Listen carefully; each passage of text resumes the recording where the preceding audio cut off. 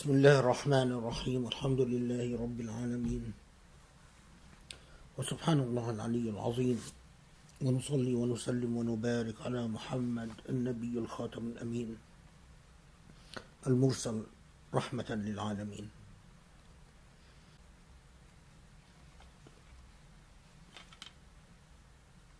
I'm sure many of you saw on the news the case of George Floyd, the African-American man who was killed by the police in Minneapolis.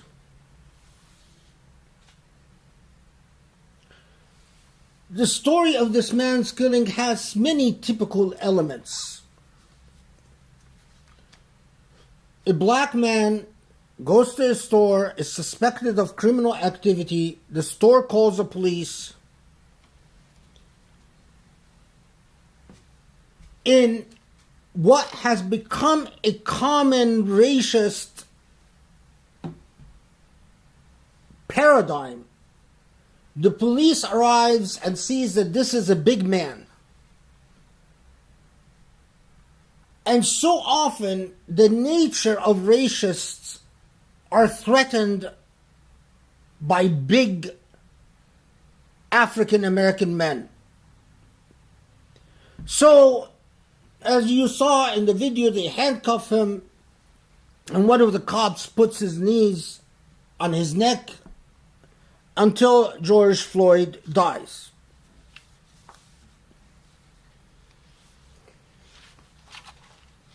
Initially, and by the way, these same cops had been in there were several disciplinary actions against them involving police brutality, where they pretty much got off with a slap on the hand, if anything. But it is what that incident represents.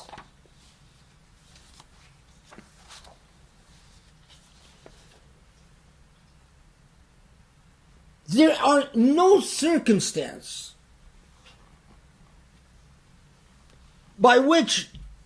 under which it becomes acceptable, whether in the United States or outside the United States, for the police to put their knee on someone's neck and ignore his pleas, "I can't breathe, my stomach hurts, my body hurts," until he dies.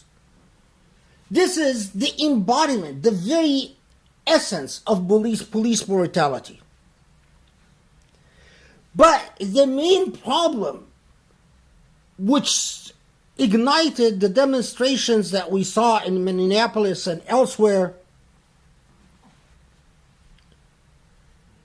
is that this is a repeated pattern against minority groups, especially blacks, in which blacks are killed by the police and nothing happens.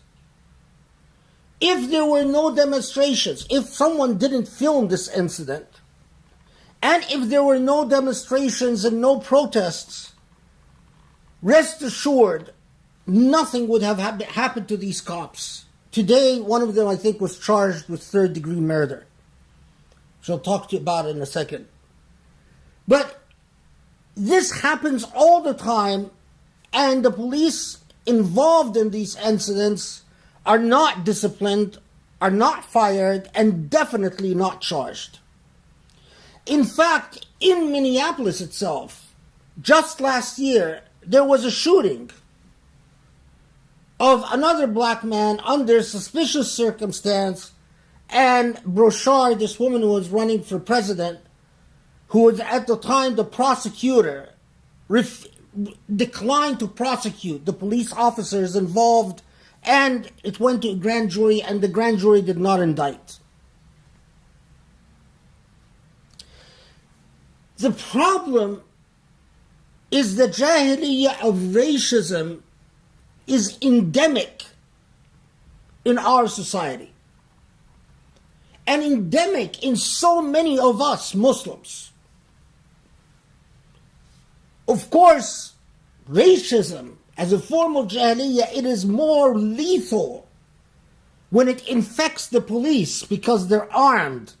They're not just armed with weapons, they're armed with the law. So that if you refuse to abide by their commands, you have the entire legal system that could come and smash you. They're armed with firearms and they're armed with the law. They're supposed to enforce the law, but their interpretation of the law most often goes unreviewed and without an accounting. We write laws, but who implements the laws on the ground? It's the police. And in the vast majority of cases, there is no way that you can hold those who interpret the law and enforce it accountable before they do so. And it is very difficult to hold them to account in hindsight. That is why, precisely, the ethics in society itself has to change. Because the police yield a very dangerous power. The ethics in society have to change. And institutions for reviewing the conduct of those who are charged with interpreting and applying the law must be active and dynamic and energetic and empowered. The police cannot review themselves and hold themselves to account. That equals corruption. But what is most troubling is the endemic racism.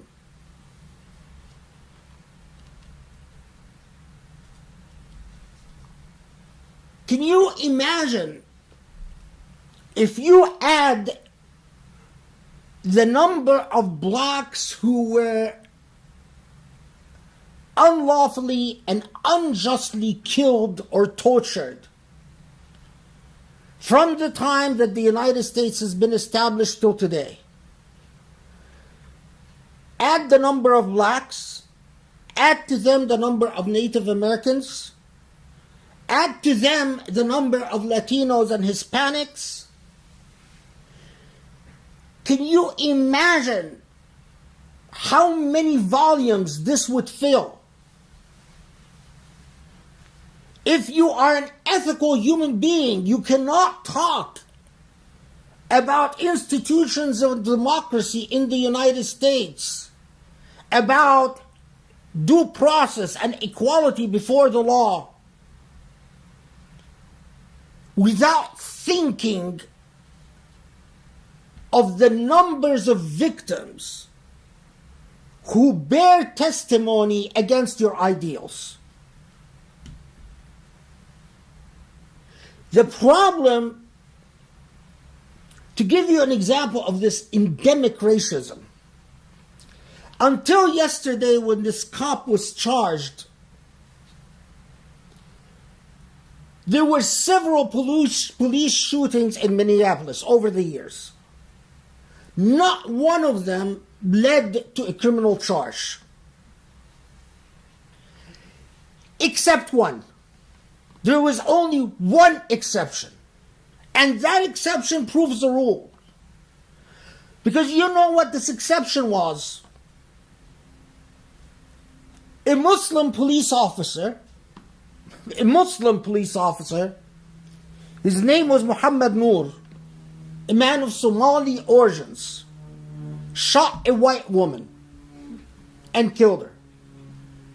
And he was charged with third-degree murder and convicted. He was the only one to actually be charged. When a Muslim black man shot a white woman, a grand jury did charge him and the prosecutor did prosecute, and no demonstrations were needed, no protests were needed, there were nothing. Everyone was against the police officer from the beginning. This is, now,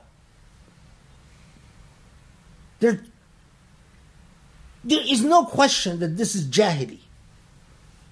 But we have to understand, and we cannot ignore, that the wonderful experiment in democracy and civil rights that emerged in the United States and Europe is under serious threat because of bigotry, prejudice, and racism, including Islamophobia. There was a recent study published by a professor in Texas A&M that showed an alarming rise in white nativist movements who prefer dictatorial solutions and who are not offended by Trump's erosion of democracy as long as it keeps minorities at bay. In other words, these whites feel threatened by minority rights, and they see the Obama administration as an alarming, as a siren, as an alarming moment that must never be allowed to repeat. And they favor increased executive power to the Trump administration. They favor Trump exercising greater executive power and canceling legislation in order to keep minorities at bay. At the same moment that I say this, as Muslims, we cannot forget that while in the United States, people could demonstrate and burn a police precinct, and as a result, this police officer is finally charged with third-degree murder. Incredibly, all over the Muslim world, this happens every day. Police torture and kill people every day. And any journalist who dares say anything about it is promptly arrested and thrown in prison. And anyone who dares demonstrate about it is promptly arrested and thrown in prison. And it is very rare all over the Muslim world for a police officer who tortures and kills a person to be held accountable in any way.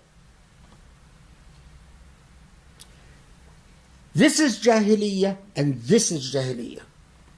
And as a Muslim, I am offended by the Jahiliyyah of Muslims far more than I'm offended by the Jahiliyyah of non-Muslims. Because when Jahiliyyah exists among Muslims, they should know better. They have no excuse. The Prophet ﷺ, in a hadith that in my opinion is erroneously categorized as weak, and I can get into why I think it's erroneously categorized as weak some other time. He said, لا يقفن أحدكم موقفا يضرب فيه رجل صوت ظلم فإن اللعنة تنزل على من حضر حيث لم يدافع عنه ولا يقفن أحد منكم موقفا يقتل فيه الرجل ظلما فإن اللعنة تنزل على من حضره حيث لم يدافع عنه. Let none of you stand by when a man or woman, human being, is flogged unfairly. Let not one of you stand by as a man or woman is killed unjustly or unfairly. Because if you stand by and you do nothing, Allah's curse will fall on those who tortured or killed and those who watched and did nothing. Now, in our day and age, who are those who watched and did nothing? Everyone on social media. Everyone who knows about it. In the old days, you needed to actually be present to see the incident. Today, if you watched the video or you read the news item and you've seen that racism and you fail to act, don't complain when you find that barakah, blessings, have been taken away from your life. Allah doesn't bless the unjust. Allah doesn't bless the jahili. Understand. You can pray all you want. You can fast all you want. But if your heart doesn't beat with passion for justice, don't ask Allah for barakah. Don't ask Allah for blessing. You haven't held your end of the bargain. What pains me, and I cannot forget this, is that there are Muslims in the United States who are very influential among the young, who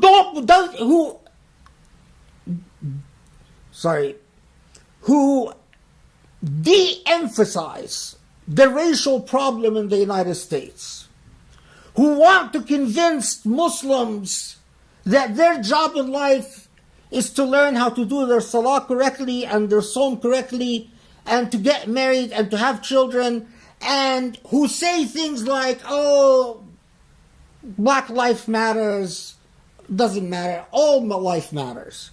Who say things like the police don't kill more blacks than whites. It's just that when police kill whites, we don't hear about it. Oh, Muslims are not persecuted. Oh, blacks are not persecuted. These are the Emirati-like Muslims. The Muslims of the Emirat. And they hold the institutions of power in the United States. They are Jahiliyy Muslims. They are Jahiliyy Muslims. Two types of Muslims. A type that tells you when there's injustice, when a black man is stepped on and degraded by the police and killed, they tell you what the Prophet ﷺ wants you to do. Oh, great Imam of the Emirat, tell me, what does the Prophet want me to do about this? They want you to do your salah correctly, say your takbir correctly, put your hand in the right place on your chest when you do the salah, do the ruku' correctly, the sujood correctly, and then go home and raise your children. That's what the Prophet ﷺ wants you to do. The second type tells you the Prophet ﷺ is offended to the core and wants you to protest and wants you to say no to injustice and wants you to say no to jahili behavior, no to bigotry, no to racism. You pick which type of Islam. The first, in my estimation, is not Islam at all. It is an Islamized Jahiliyyah. An Islamized Jahiliyyah. An Islamized Jahiliyyah. That's all it is. Thinly disguised Jahiliyyah with an Islamic veneer. But these are the predominant Muslim institutions that exist in the United States. Again, I'm not talking about places like CARE, for instance. Obviously not. But all those who receive money from the Emirati government or the Saudi government or the Egyptian government, any of these governments who killed the soul of Islam with the soul of Jahiliyyah.